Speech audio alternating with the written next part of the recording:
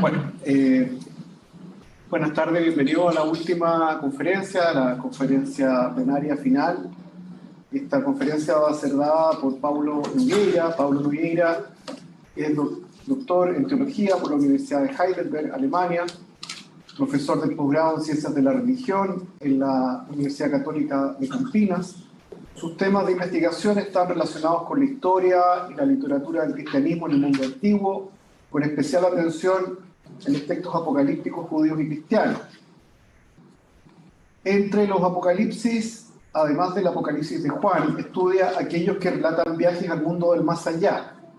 También se interesa por las narraciones de los evangelios y los hechos, canónicas y apócrifas, en su relación con la cultura mediterránea y el imaginario popular.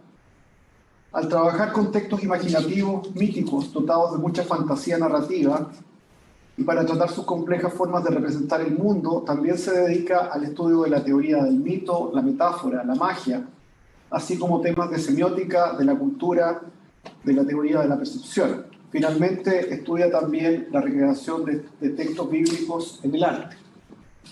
Bueno, quiero destacar también que Paulo va a leer su texto, digamos, lo mandó en portugués. Agradezco al traductor, periodista ternipino, ¿cierto?, que estudió y que vivió muchos años en Sao Paulo.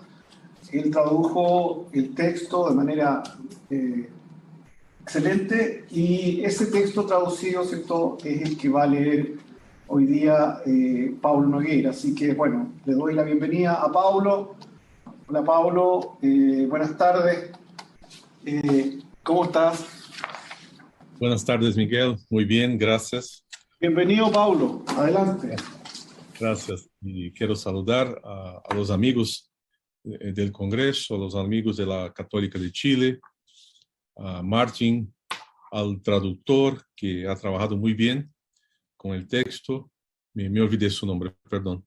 Y quiero saludar a mi amigo César Carbullanca también, por intermedio de quien conocí la gente de Chile y ahora de la Católica, con quien empezamos a trabajar juntos en nuestras universidades. Bueno, yo quiero hacer una presentación intitulada Estudiar religión en América Latina, implicancias teóricas. Quiero empezar con una epígrafe de Willem Flusser, que dice: definiciones son figuras auxiliares y después deben ser apagadas. En esta conferencia quiero debatir algunos problemas con el concepto académico corriente de religión y algunas demandas que son hechas por él, por las religiosidades populares de América Latina. Haré esta presentación en forma de tesis, que son invitaciones para que ustedes puedan dialogar conmigo en torno a las cuestiones que aquí propongo. Se trata mucho más de una pauta de investigación que de afirmaciones cerradas. Quiero iniciar mi presentación contextualizando mi perspectiva por medio de relatos de 3 extranjeros en su encuentro con la religiosidad popular brasileña. Yo no revelaré los nombres, pero las historias son verídicas, sacando algunos aspectos retóricos. Son narrativas de encuentros con la alteridad. Imagino que narrativas como estas también pueden repetirse en otros contextos latinoamericanos. De esta forma, cuando me refiero a la religiosidad popular brasileña, quiero extender esas formulaciones a otros contextos de nuestro continente. Bueno, yo no voy a leer esta parte, las voy a resumir para que no se quede muy largo mi texto. La primera historia se refiere a un investigador europeo que vino a visitarme cuando yo trabajaba en la Universidad Metodista, y yo lo busqué en el aeropuerto de Guarulhos, yo y un amigo brasileño, y en el camino él me preguntaba cómo es la religiosidad de la gente brasileña. Bueno, él es un sacerdote católico, un académico de gran calidad. Bueno, y empezamos entonces a describirle que en Brasil la religiosidad es muy plural, está lo tradicional, lo popular, las grandes iglesias, los grupos alternativos, ¿no? Hay grupos liderados por sacerdotes, otros por laicos y todo más. y que también hay prácticas de consulta a oráculos, consulta a los muertos, incorporaciones, exorcismos y todo más. Entonces él me dijo, pero eso que se refiere a exorcismos, consulta a los muertos, eso hace la gente muy pobre, ¿no? La gente muy sencilla. Y le contestamos que sí, pero no exclusivamente. Entonces le contamos acerca, por ejemplo, de los espíritas, los kardecistas, que provienen de Francia, pero hay muchos pocos en Francia comparados con Brasil, y que entre ellos hay médicos, ingenieros, empresarios, gente universitaria, ¿no? Y esto le pareció muy raro y él se quedó absolutamente sorpreso. Otra historia pasó con otro académico norteamericano que nos visitaba para un seminario, un investigador de apocalíptica, muy famoso por señal, y me pidió para llevarlo a una festividad, a un ritual de cultura, de religiosidad popular brasileña, y en contacto con estudiantes lo llevé al, um, al Santuario Nacional de Umbanda. ¿Qué sería esto? Una gran área de floresta, de Mata Atlántica en Santo André, cerca de São Paulo. Y en esta área hay como 100 tiendas, 100 espacios de culto de Umbanda. Umbanda es un ritual afro-indígena brasileño, donde se cultúa los caboclos, los indígenas, los orichás africanos, y bueno, con danzas, con posesión, todo más. Y fue una experiencia tremenda para él y para mí, porque yo tampoco conocía este espacio.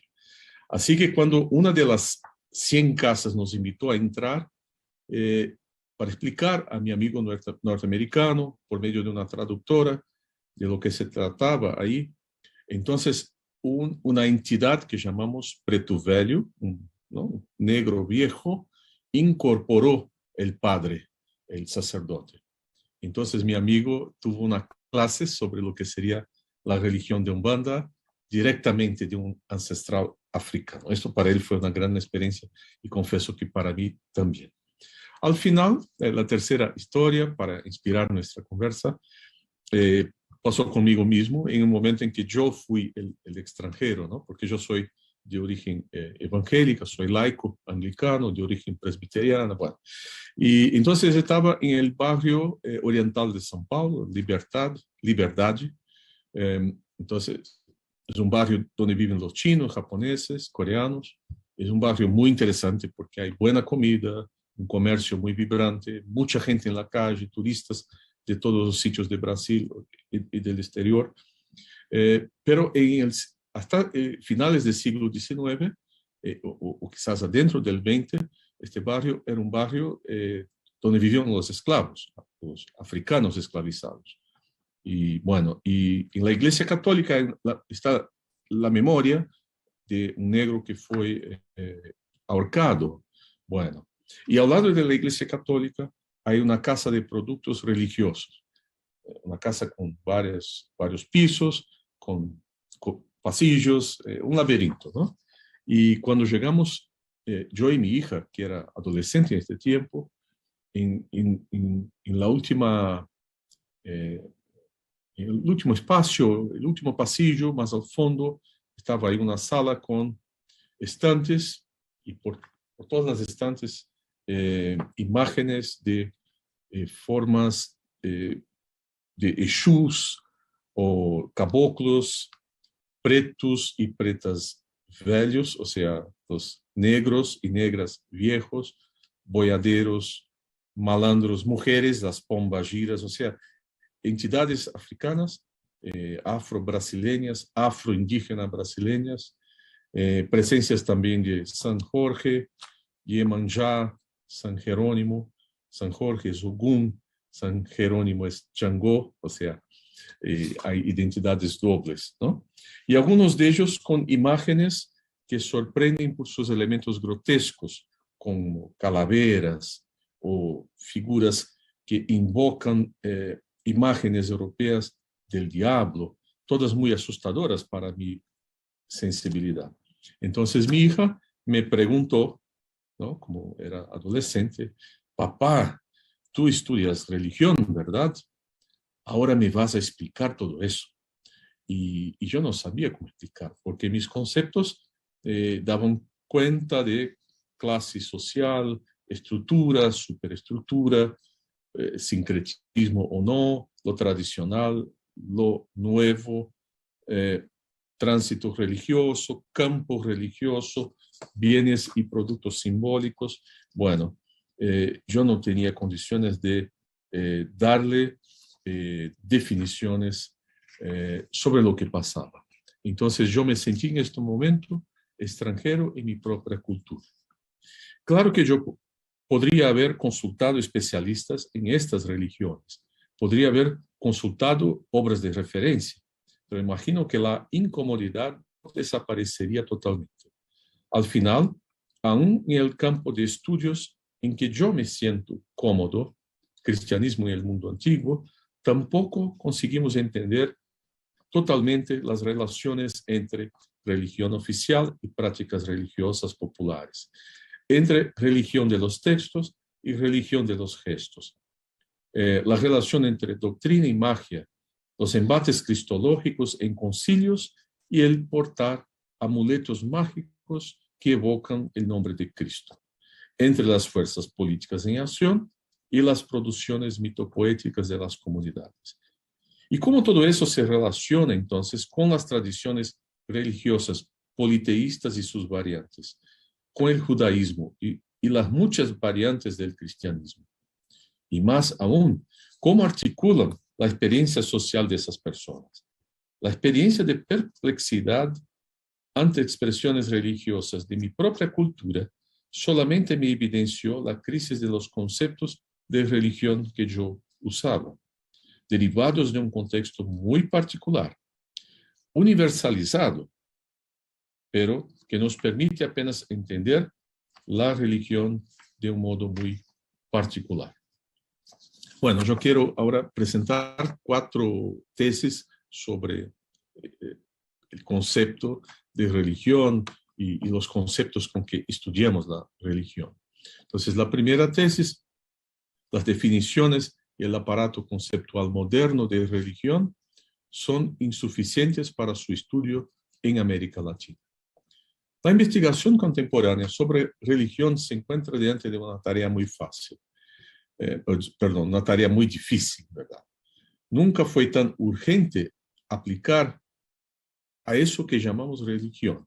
Al final, en ella está siendo sistemáticamente instrumentalizada su simbología por ideologías que intentan legitimar agendas políticas. Es el caso en Brasil de la extrema derecha, que siempre invoca religión, Dios, iglesia, Biblia, etc. Entonces, los programas de gobierno, los currículos escolares, los valores tradicionales de la familia, todo eso es justificado en nombre de valores religiosos.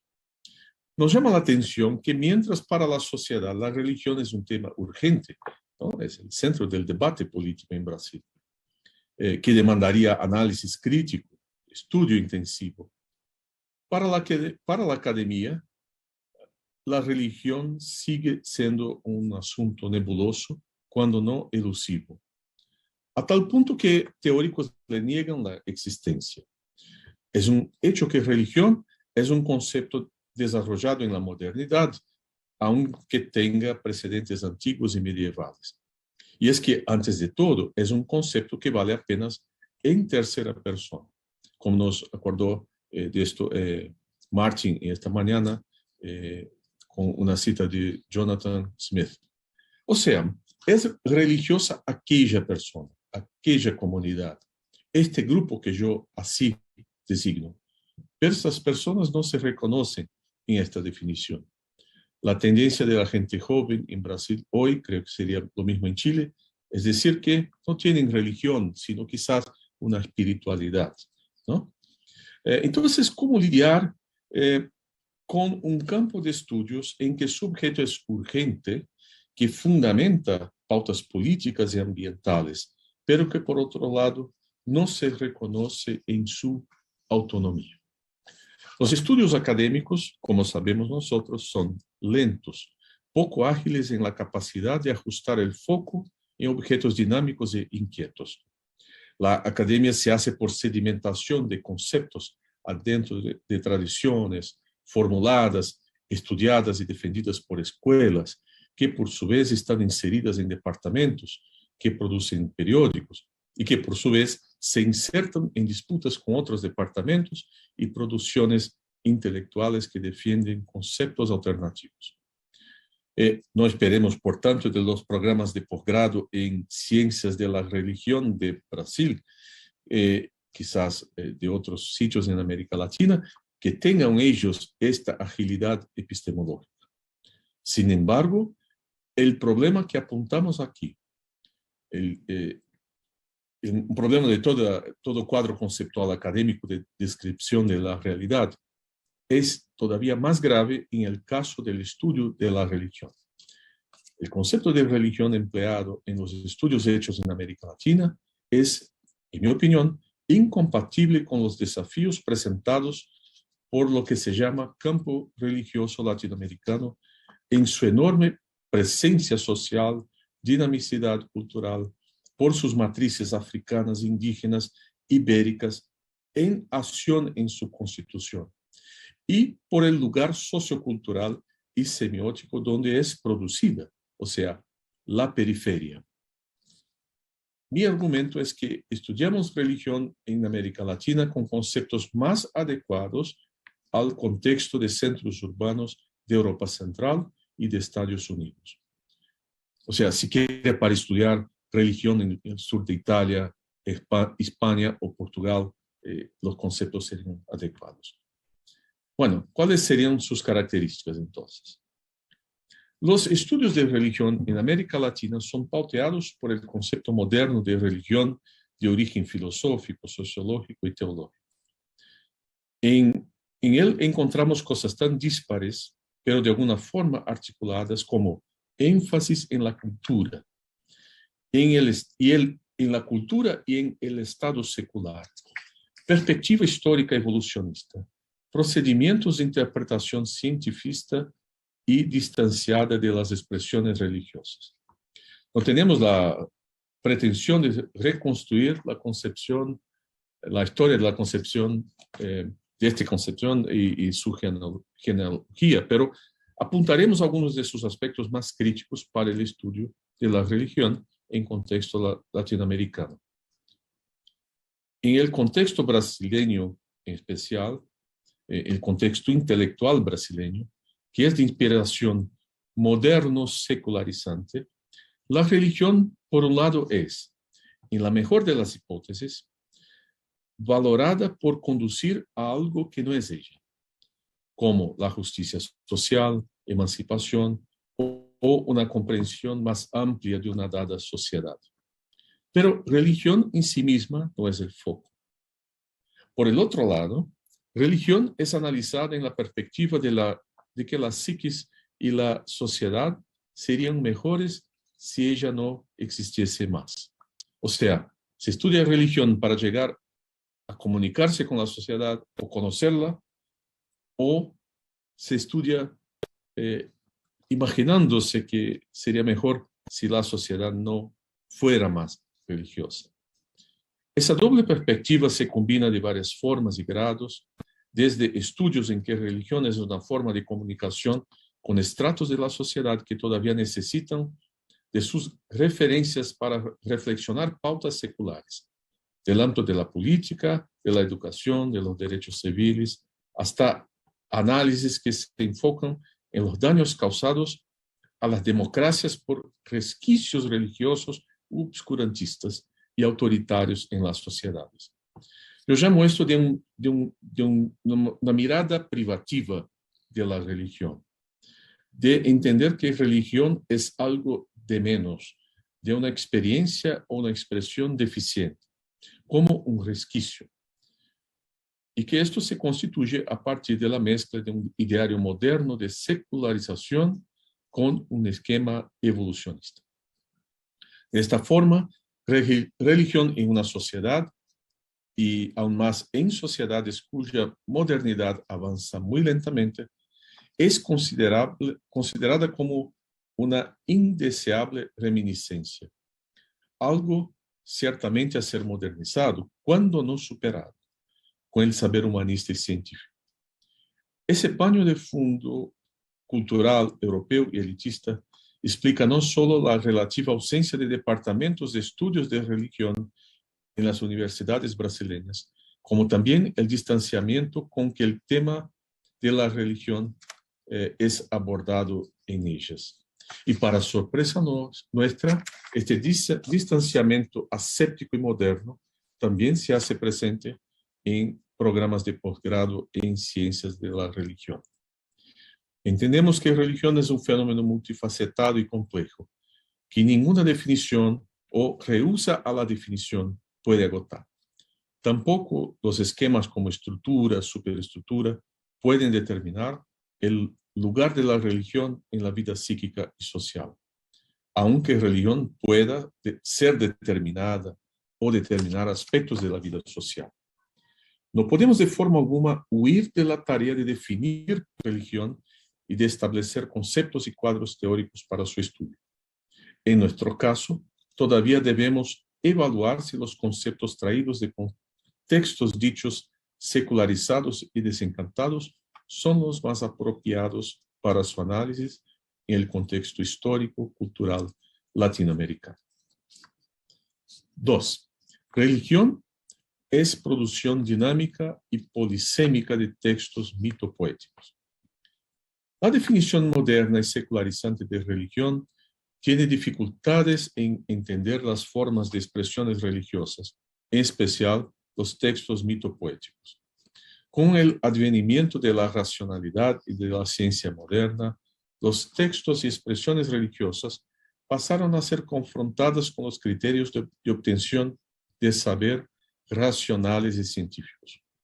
No es sin motivo que la forma por excelencia de expresión religiosa, el pensamiento mítico, pasó por implacables críticas y procesos de demitización, ¿no? Conocemos la historia de la teología liberal en Alemania en el siglo XIX, comienzos del siglo XX, cuando entonces se comprende que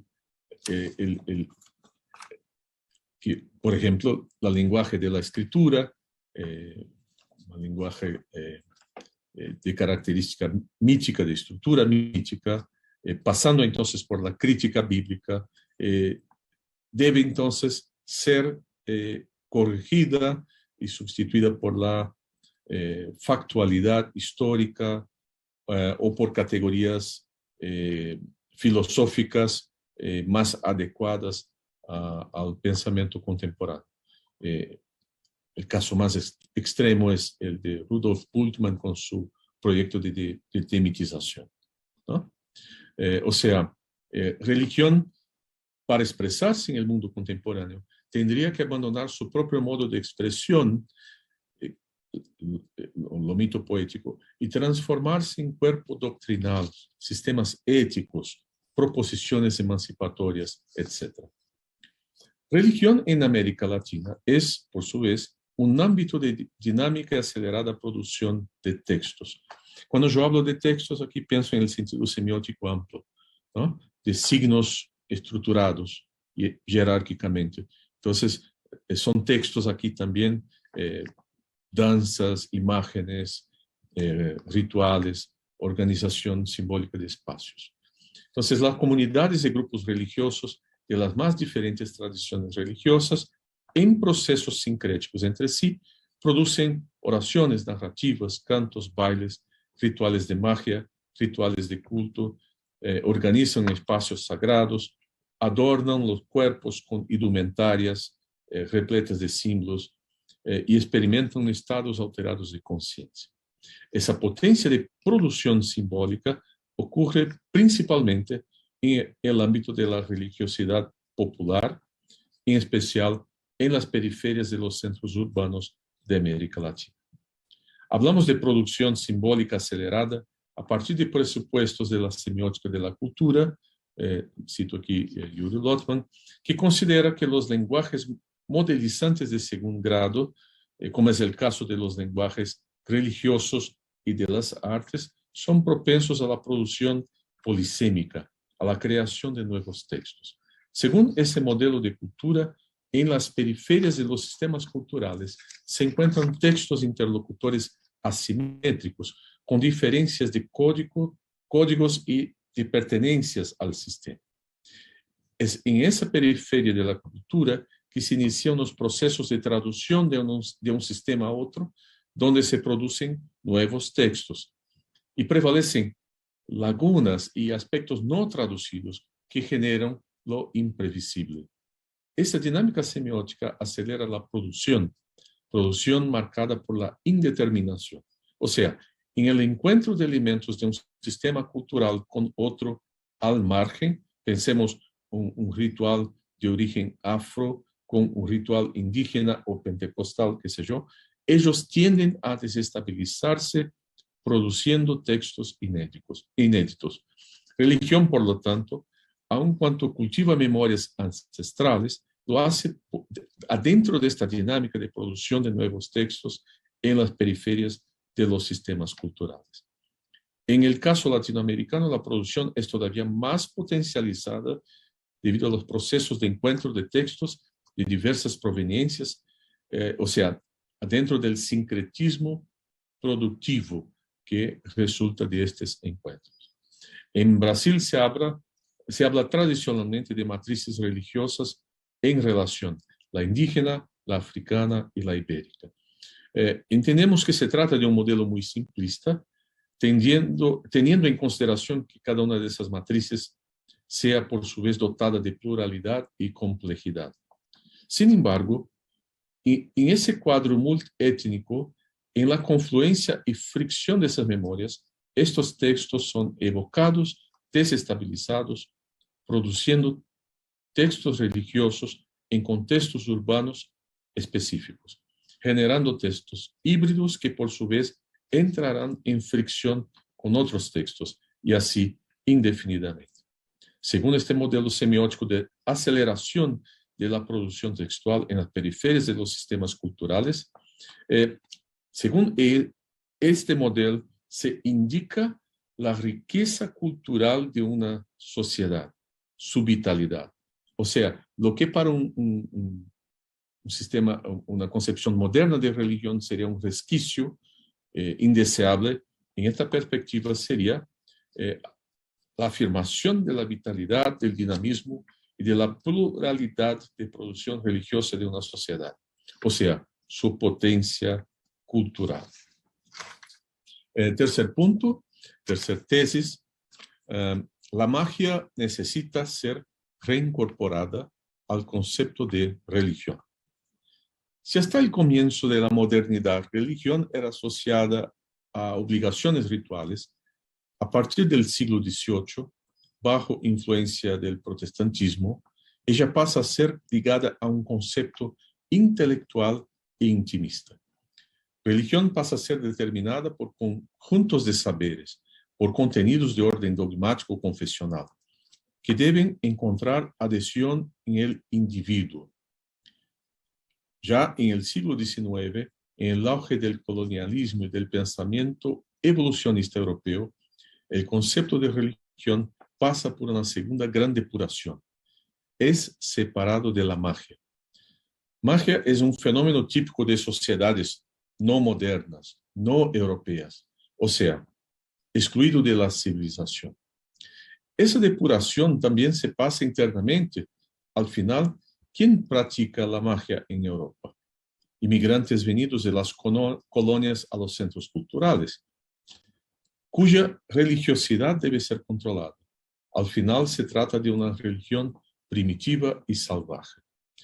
La depuración de la religión en relación a la magia también se volvió contra el catolicismo romano, que era vista por los protestantes como permisiva, con milagros fantásticos, y vidas de santos y con su concepto casi mágico de Eucaristía. La modernidad conducía a otra dirección, a una idealización de la subjetividad moderna, que delimita la piedad y la somete a la razón, en un proceso, así llamado por Max Weber, de Entzauberung, traducido como desencantamiento del mundo. Literalmente, retirada de la magia, Entzauberung, retirada de la magia. Magia, en esta perspectiva, solo puede ser entendida como un survival, un resquicio de pensamiento primitivo que no tiene más función alguna en la modernidad en tiempos regidos por la ciencia. Así, según Taylor. La religión puede ser ahora entendida como racional, de prácticas piadosas, individuales, de elevación moral. Puede al mesmo, esta religión superior podría quizás ser tolerada por el pensamiento científico, además de proveer un cuadro de soporte ideológico para el capitalismo emergente. El problema de la magia es que ella remite a dos ámbitos que en la modernidad pasaron a ser circunscritos. Por un lado, la magia es por demás material, expuesta en acción por medio de la combinación de hierbas, minerales, animales, espacios, objetos, desafiando el núcleo racional y teórico de la religión moderna. De esa forma, religión ahora espiritualizada estaría aislada del mundo material. El mundo material pasa a ser objeto de la ciencia. La religión no tiene más como papel transformar lo real. Por otro lado, magia pone demasiadas cosas en relación, faltando el respeto a los ámbitos que debían estar circunscritos y clasificados. En un ritual de magia son colocadas en relación las palabras proclamadas, escritas, palabras con y sin valor semántico común, cuerpos gesticulantes, entidades espirituales, objetos, plantas, animales, espacios de la naturaleza, del más allá, imágenes, símbolos, etc. Y no apenas esto, la magia también pone al ser humano en contacto con fuerzas y entidades salvajes de las profundidades de la psiquis y de su memoria ancestral. Se trata de conexiones y de fuerzas demasiado indómitas. En la magia, las personas se abren para relacionamientos fuera de control, con astros, signos, ¿no? y con variedades y posibilidades de forma de vida. El ideario moderno, secular, científico y capitalista no permite esa transgresión de fronteras. El mundo fue definitivamente burocratizado. Nosotros nos preguntamos entonces cómo ese ideario moderno podría ser incorporado al concepto de religión con el cual se estudia la religiosidad latinoamericana. Si tomamos en consideración las tres matrices religiosas, la indígena, la africana, la ibérica, encontramos en todas ellas el elemento mágico como predominante en la religiosidad popular. En este caso, mismo la presencia evangélico-protestante en América Latina solo consigue efectivarse en las periferias en los formatos pentecostales, donde también prevalece la magia. De ahí resulta la dificultad de cierto estudio de religión en el continente y en Brasil en particular. La religiosidad popular trae en sí estos desagradables y necesarios resquicios. No se trata de religión con elevado padrón de gusto estético ni de pautas éticas y políticas claras.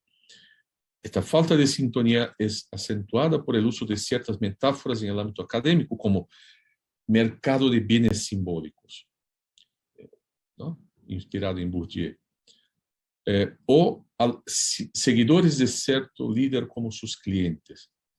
En mi opinión, quien usa la metáfora económica del mercado solo encontrará, de hecho, clientes, bienes, compensaciones. Predomina, por tanto, una incapacidad total de salir del ámbito del estatus académico y observar las relaciones que se constituyen delicadamente en los grupos religiosos periféricos. Este concepto de religión como privada de poder como privada de relevancia social, es propio de modelos de sociedad en las cuales hay una grave crisis de lo religioso, como las europeas. Claro, si nos olvidamos de los enormes contingentes de africanos islámicos en centros seculares desencantados como Berlín o París. Paso ahora a mi último punto.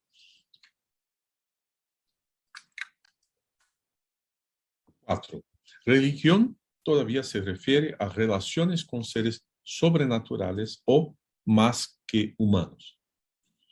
Religión no es un ámbito de ideas abstractas, y sí de relaciones entre agentes. Es un mundo de complejas relaciones entre agentes inusitados, entre seres humanos entre sí, pero también entre los agentes humanos y agentes de otro orden. Ustedes ya deben imaginar que vamos a proponer aquí la compleja cuestión de que religión está volcada para dioses, seres espirituales, en fin, para el universo del sobrenatural. Ese es un punto muy criticado en las definiciones clásicas de religión, de que se trate de un fenómeno volcado para seres sobrenaturales, un concepto enviciado, tomado de presuposiciones y que no se aplica a todas las sociedades que practican algo que llamamos religión. Al final, hay sociedades en que los elementos sagrados, ese concepto, ¿no? Otro concepto que también demanda mucha crítica y revisión, son inmanentes, ligados a cosas, espacios y seres que pertenecen al ámbito que llamamos de naturaleza. En los estudios antropológicos contemporáneos hay un debate muy fascinante, por ejemplo, sobre las ontologías amerindias, principalmente las amazónicas, que desafían nuestra comprensión del mundo y sus divisiones entre natural y sobrenatural, o entre naturaleza y cultura, ¿no? Para citar Eduardo Kohn, Felipe de Escolar, Eduardo Viveiros de Castro. Según esos estudios, las categorías con que esos pueblos piensan las relaciones entre los agentes no se definen por el naturalismo occidental, en que todos los seres vivos tienen una misma base biológica común y que se distinguen por la cultura, el elemento distintivo humano. No, aquí los pueblos de la Amazonía se relacionan con base en lo que Viveiros de Castro llama perspectivismo, o sea, relaciones entre agentes que comparten una cultura común, pero que intercambian sus formas naturales de acuerdo con las relaciones de predación. De esa forma, se establece una sociedad metamórfica en que hombres se tornan animales, animales hombres, o cambian las formas animales entre sí. Y esta sociedad metamórfica abarca animales, espíritus de la floresta, espíritus de los muertos y los seres humanos. Análisis semejantes han sido conducidas en los Animal Studies, en los cuales se observa que en ciertas culturas y en el pensamiento arcaico y mitopoético hay ontologías que subvierten las relaciones tradicionales entre humanos y animales. Humanos y animales no están apenas próximos, pero también pueden metamorfosearse unos a otros. Por fin, mencionamos también estudios recientes sobre los agentes no humanos presentes en culturas que atribuyen ánima, vida, agencia a objetos, espacios y a los elementos que llamamos tradicionalmente de naturaleza, como los ríos, las montañas, los fenómenos meteorológicos o los astros. Esas relaciones, siempre consideradas reminiscencias de formas animistas primitivas, como supersticiones de pueblos iletrados y como prácticas incompatibles con el pensamiento científico, están ahora siendo revisitadas por los estudios llamados el nuevo animismo, la virada ontológica, los estudios ecológicos y ecofeministas, además de los ya citados Animal Studies. Ellos proponen un radical cambio de paradigma ontológico. Los estudios de religión no pueden estar fuera de esta agenda de investigación, una vez que varias de estas relaciones y ontologías se sobreponen al campo que normalmente llamamos religión. Nuestra propuesta es que el estudio de estas relaciones complejas, metamórficas, conectivas, que establecen relaciones entre humanos y los agentes no humanos, o podríamos llamar más que humanos, no solamente son relevantes, sino urgentes. Es una agenda de estudios que abarca expresiones producidas en las religiones tradicionales indígenas, pero también en las populares urbanas latinoamericanas. Eso pasa no solamente entonces en las tribus, pero también en los grupos sincréticos, que también traen sus memorias ancestrales y las ponen en relación con otras, insertando esas personas en una compleja relación de seres encantados, espíritus santos, orixás, animales, objetos, espacios virtuales y reales. Estas relaciones son tanto simbólicas como concretas, atribuyen ánima, crean relaciones, santifican objetos, plantas, animales, cuerpos y espacios. Fuera del mundo de la utilidad y de sus funciones, de las funciones específicas propias al capitalismo. El mundo es transformado y transfigurado por esas relaciones. Visto de este ángulo, la separación de la magia y su suposición, el animismo, en el concepto de religión, que considera magia como mero técnica o como manipulación de productos, para no hablar de la tesis de charlatanismo, no es más que proyectar modelos modernos y eurocéntricos para el análisis de la religión en Latinoamérica. Es seguir representando un proyecto que alía la religión exclusivamente a la moral, a la razón, a los valores emancipatorios humanistas, que la circunscribe al mundo del sentimiento del individuo, preparándolo para la productividad capitalista y para una convivencia razonable con la ciencia. Todo eso sucede a costa de las expresiones religiosas dichas primitivas, exóticas, locales y periféricas. Al final, ¿quién practica la magia? ¿Quién asume sus suposiciones animistas? Magia es un esfuerzo de transformación material y psíquico del mundo, que presupone ontologías animistas que crean conexiones con varios ámbitos de la realidad. ¿No sería una alternativa a esa depuración moderna del concepto de religión? Observar atentos y fascinados cómo las comunidades, sean las tradicionales, sean las urbano-periféricas, cómo ellas organizan y conectan agentes de diversos órdenes en la creación de ritos de poder y de relaciones significantes. En esas relaciones caben lo que llamamos objetos, espacios, plantas, animales, por fin, la naturaleza. Pero también están incluidos los agentes más que humanos, los del ultramundo, los ancestrales, los muertos, los espíritus y las divindades. Un comentario antes de mis observaciones finales. Pareció-me muy interesante la forma multifacetada con que el profesor Kresh articuló ayer su definición de religión como trascendencia frente a la contingencia.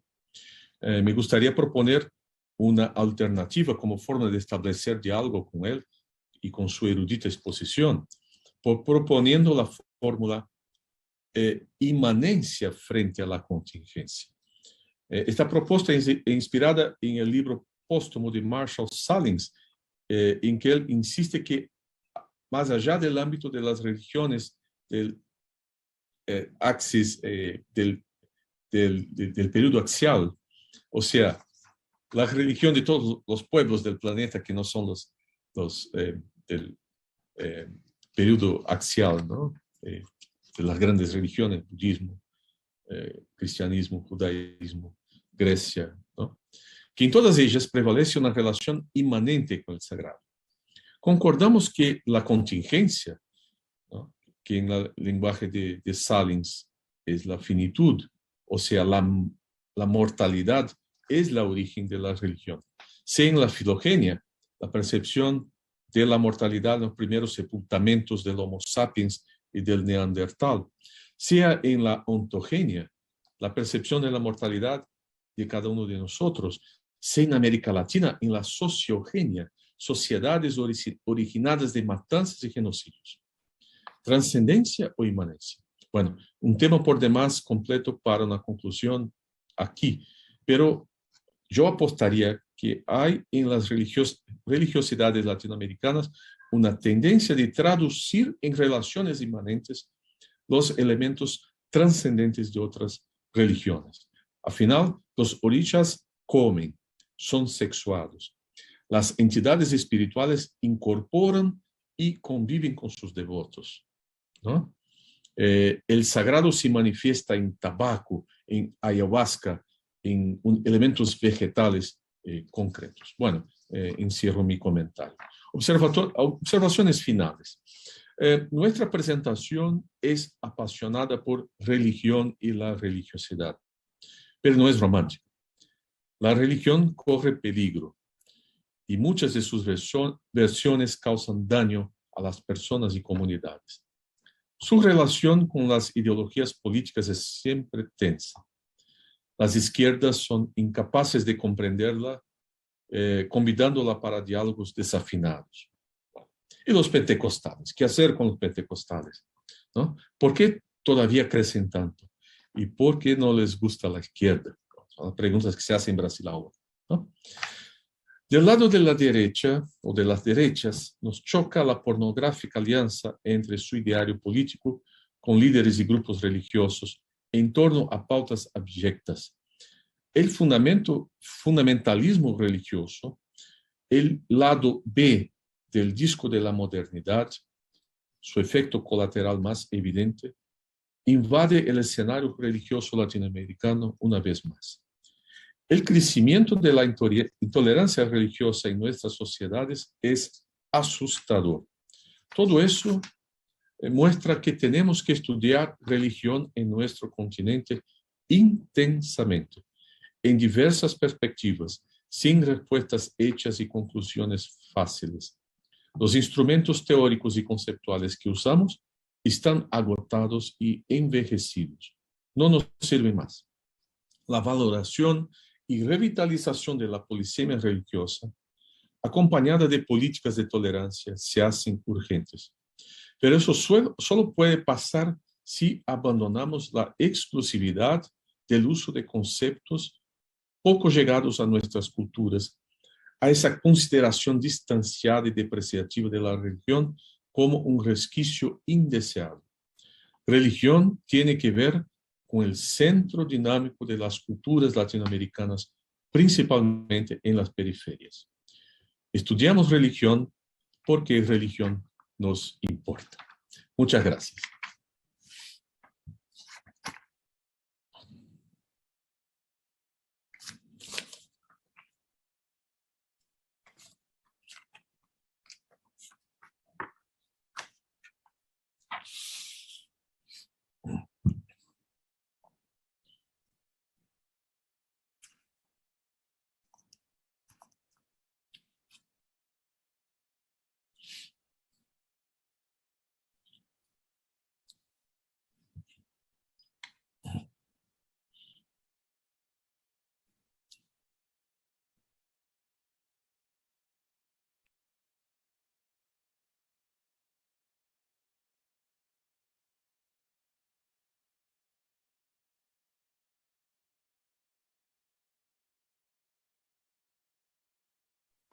¿Escuchan ustedes?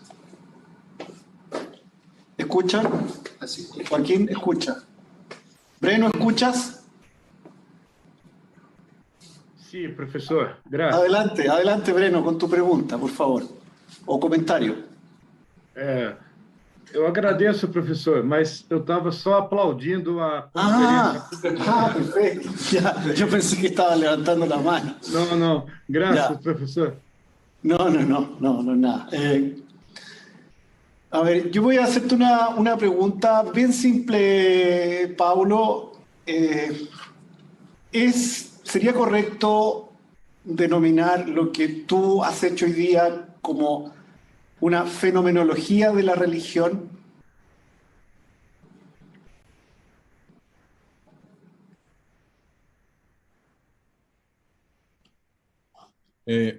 ¿Contesto ahora o esperamos otras cuestiones? A ver, Joaquín. Bien. Ya. Sí, yo antes que nada quería agradecer, Paulo, tu presentación. Encuentro que muy interesante y creo que así como otras presentaciones nos pone ante el desafío de pensar una realidad que es mucho más compleja y rica de lo que el concepto, religión y otras conceptualizaciones pudieran como expresar. Ahora, y yo en ese sentido estoy totalmente de acuerdo con lo que planteas y con esa perspectiva de un reconocimiento de esa polisemia, como llamas tú, de lo religioso en nuestro contexto y que, claro, en países como Brasil puede ser muy evidente, pero también en países como Chile hay culturas y hay pueblos y hay tradiciones que muchas veces están invisibilizadas por no tener quizás la masividad que tienen en Brasil, pero que existen y que tienen una significación muy importante para las culturas y los pueblos. Mi pregunta va en la línea de cuando uno dice si la religión o lo religioso tiene que ver con una relación, eh, y tú ponías que la relación se establece o podría establecerse con realidades no humanas. Ujú. Ya puedo seguir esa argumentación. Mi pregunta es, ¿qué hace que esa relación con entidades no humanas sea religiosa? Porque yo me puedo relacionar con esas entidades no humanas bajo distintos respectos. Para alimentarme, puedo relacionarme con ellas para tener un gozo estético, puedo para contemplar la naturaleza, etcétera, etcétera, etcétera. ¿Qué hace que la relación con esa realidad no humana la convierta en relación religiosa? Para poder observarla como tal y no como una otra cosa. ¿Te fijas? Que tal vez se nos escaparía de entonces del plano de observación. Gracias, Pablo. Gracias, Joaquín. Vamos a una tercera pregunta con Martín y después le damos la palabra a Pablo. Pablo, muchas gracias. Bueno, claro, muchas cosas, pero sobre todo me gusta la urgencia. Marca una cierta urgencia, porque a veces la reflexión puede ser un poquito superficial si falta la urgencia, y tú marcas la urgencia. Entonces, en relación a esa urgencia, te quería hacer la siguiente pregunta, que hemos visto en tu ejemplo, pero en otras ponencias, que la urgencia tiene que ver con una cosa política. Bien. Entonces, lo que yo he visto a veces es que, de hecho, estos mismos autores que tú mencionas, como los que hasta quizás niegan la existencia, lo que yo creo que cuando hacen eso es que de alguna forma reducen quizá a la religión algo político, pero quizá en ese gesto buscan un cierto empoderamiento. Entonces, ahora te pregunto, ¿la religión tendría que ver con una relación con agentes no humanos, un cierto nuevo animismo, bueno, darle importancia a eso, la magia, no un simple manipulación, sino como darle importancia realmente a esa conexión, relación con agentes no humanos? Ahora, la pregunta es que uno podría decir, bueno, que precisamente es entender la religión así, empodera o desempodera en el ámbito de esta urgencia. Porque, repito, yo veo que cuando yo reduzco la religión a una cosa política, media mistificada, de alguna forma estoy diciendo yo humano puedo cambiar esto y quizás me empodero. Versus, chuta, no, la religión realmente es una relación con poderes, con agentes no humanos. Bueno, ¿qué hago entonces con esta urgencia? Eso. Adelante, Pablo. Gracias. Bueno, gracias por las preguntas que son muy buenas, difíciles también, pero esa es la idea, ¿no? Pautas de investigación.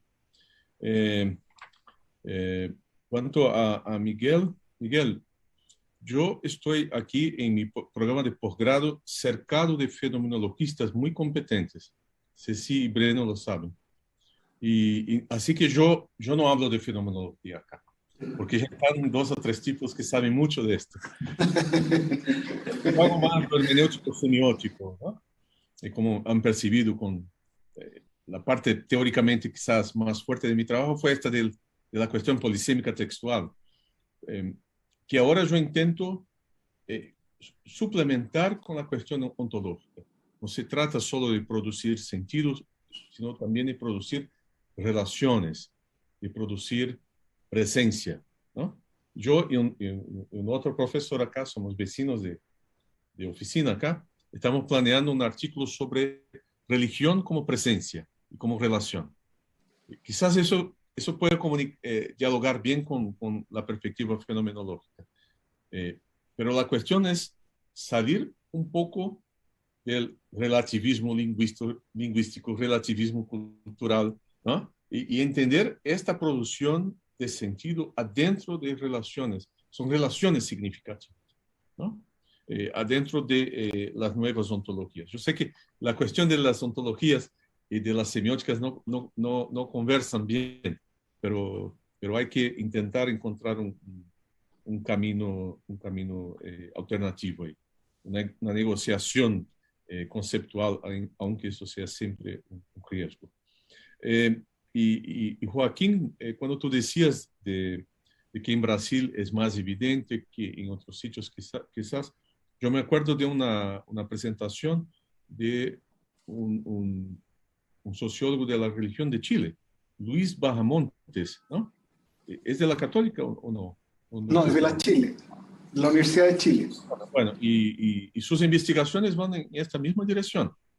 En las periferias, en los grupos populares, están ahí las mezclas con los elementos más tradicionales indígenas chilenos, mapuches quizás, católicos, pero ahora los inmigrantes de Colombia, me parece, o de Perú, traen sus elementos, bueno, y ahí no hay control y ahí se establece la riqueza de la religiosidad popular. Ahora, la pregunta esta, ¿no? Lo que hace esas relaciones dinámicas o esas metamorfosis, esas ontologías en acción, que las hace religiosas, ¿no? O sea, yo intenté tornar el tema este de dioses, espíritus, el más allá, más inmanente. O sea, en sociedades donde la relación con los animales es significativa, con los espacios, ¿no? Ayrton Krenak, un intelectual brasileño de la tribu de los Krenak, cuestiona la mineradora Vale do Rio Doce, ¿no? Que ensució el río, Rio Doce, ¿no? Él dijo, no se trata de un río, se trata de un ancestral, un ancestro, como dice, ¿no? Un ancestro. La montaña esa que ustedes excavan para buscar minerio es un ancestro, ¿no? Y ahí están relaciones significativas que yo llamaría de sagradas. Ahora te contestaré, Joaquín, de una forma muy tradicional, griega, europea. Citaré a Iámblicos, ¿ah? ¿Cómo se dice en castellano? Jámblico, no sé. El teurgista, el neoplatónico teurgista del IV siglo. Se trata de divinizar el mundo, ¿no? Y él es muy material, Jámblico, ¿no? Iámblicos. Los elementos del sacrificio tienen los elementos divinos en sí. Entonces, los elementos del sacrificio son apropiados al sacrificio, al Dios, porque comparten de sus emanaciones. Eso me parece muy bonito. Y que hay que rescatar en un pensamiento teológico o científico sobre religión en América Latina. Pero, por supuesto, tu pregunta es sigue, me acompaña, porque la definición de religión, esa es mi propuesta, hay que ser hecha de forma constante. No hay como comencé con mi epígrafe, ¿no? Definiciones son figuras auxiliares y después deben ser apagadas. O sea, estudiamos un grupo, un momento, un contexto histórico y la definición tiene que ajustarse. Pero yo intenté en esta presentación traer elementos más cercanos a la religiosidad popular y a su dinamismo. Pero por supuesto, la religión es tan presente cuán elusiva, ¿no? Como decimos, el agente religioso no dice que hace religión, ¿no? Él está en contacto con ancestros, con los muertos, con los orishas. Bueno, ese es un problema para el investigador. Bueno, y con relación a tu cuestión, Martín, sí, tú tienes razón. Hablamos de urgencia y la gente necesita de derechos, empoderamiento ahora, ¿no? En Brasil necesitamos de un nuevo gobierno ahora, no para de aquí a 4 años. Para de aquí a 4 años, no sé, yo sé si Breno posiblemente estaremos afuera de la universidad porque se destruye el sistema universitario brasileño a 4 años de una forma criminosa, ¿no? Pero el tiempo de la religiosidad y el tiempo de la política son distintos, ¿no? Y uno no puede sobreponerse al otro. Porque ahora las izquierdas quieren mostrar a los pentecostales que no van a cerrar las iglesias, ¿no? Y que pueden entonces dejar la derecha y votar por cambios, ¿no? Y eso tenemos que hacer ahora. Tenemos que hacer ahora. Pero la distancia entre los intelectuales y la izquierda intelectual en relación a las dinámicas de la cultura popular, esa se achica, me parece, en procesos de investigación más lentos, más profundos, ¿no? Estudiando esta textualidad compleja, no solo de 4 en 4 años, en Brasil de 2 en 2, porque en 2 años vamos a elegir gobernadores y prefectos, ¿no? O sea, no, es una investigación, bueno, hacemos algo muy pequeño, ¿no? Investigar religión, somos en Brasil 20 posgrados de religión en todo Brasil, ¿no? Y como 4 o 5 de ellos en universidades pontificias, o sea, poco en la universidad pública. Pero hay que hacer este diálogo y esta investigación por adentro de la religión y no importando conceptos europeos que pueden aplicarse o no, pero mi sospecha que no se aplican. Ahora sí, Martín, la cuestión, por ejemplo, de la tolerancia religiosa, ¿no? Eso es fundamental. Eso es para ayer, no es para mañana, es para ayer, ¿no? Porque hay una agresividad en contra de los cultos afro-brasileños, por ejemplo, ¿no? O en contra también los pentecostales. Los pentecostales también son víctimas de yo diría un bullying, un bullying religioso, ¿no? Ser evangélico en Brasil, tú tienes que decir, yo soy evangélico, pero es el caso mío y de Breno, ¿no? Breno todavía que dice que es evangélico, tiene que explicarse un poco. Claro, esta agenda es urgente, pero la comprensión de esos procesos que son ancestrales, que son sincréticos, dinámicos, esto lleva más tiempo y es una pauta igualmente urgente, aunque no sea de la misma temporalidad de las transformaciones políticas. Así que la tarea es inmensa, yo diría. Tenemos espacio para una última pregunta. Alejandro Blanco, gracias. Adelante. No, simplemente agradecerle, Paulo, excelente. Me gusta mucho lo que dijo acerca de la religiosidad popular, porque en la Argentina también esto pasa. Es decir, esta hibridación que produce textos y que al mismo tiempo detona nuevos textos, es un fenómeno, sobre todo en el caso de la Argentina, es un fenómeno de los centros urbanos, de la periferia de los centros urbanos, ¿no? Pienso, hay figuras emblemáticas como puedo decir el Gauchito Gil, pero hay otras también que valen la pena estudiarlas en ese sentido. Con relación a lo que usted decía al comienzo, es la respuesta a una pregunta que se nos hizo a lo largo de la jornada, que es por qué cómo es que es distante la academia del fenómeno real de la religiosidad popular y del fenómeno de la religión. Sí, efectivamente es así, y usted lo ha dicho. Es decir, hubo alguien que preguntó sobre esto, pero usted lo ha respondido muy bien. La prueba más fehaciente es que nosotros aquí seremos unas 10 personas que estamos reunidas, o 15, por lo que yo veo, digamos, ¿no es cierto? Es un hecho que la academia está atrasada frente a la urgencia del problema.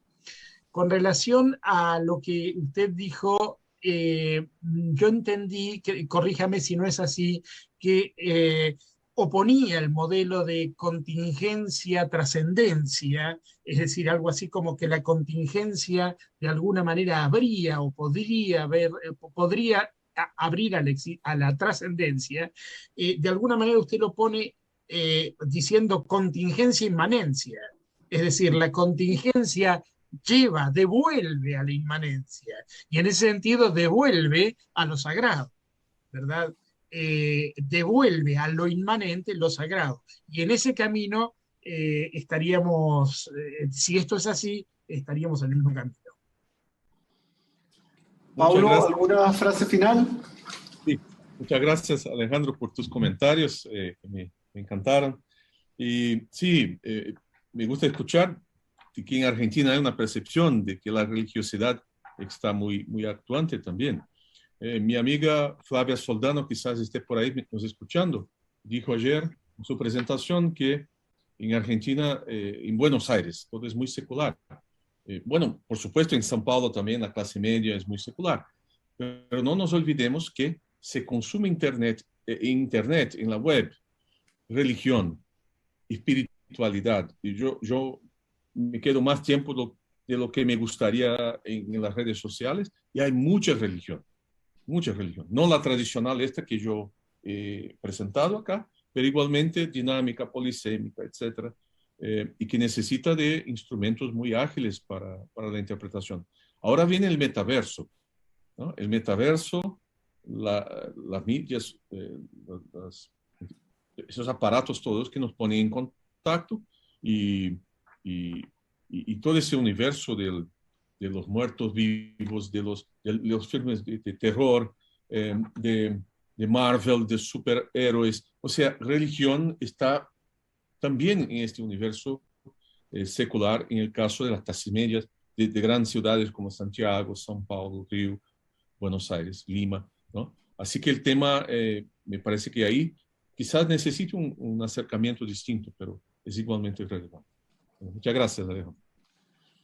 Bueno, muchas gracias, Paulo, muchas gracias a todos los que han participado, gracias a Martín Becker, el organizador seminario, gracias a Paz Martínez, Carolina Montesino, por el gran trabajo que han hecho, al equipo técnico también, muchas gracias, muchachos, por su trabajo, a la gente del catering, bueno, a todas las personas que han colaborado.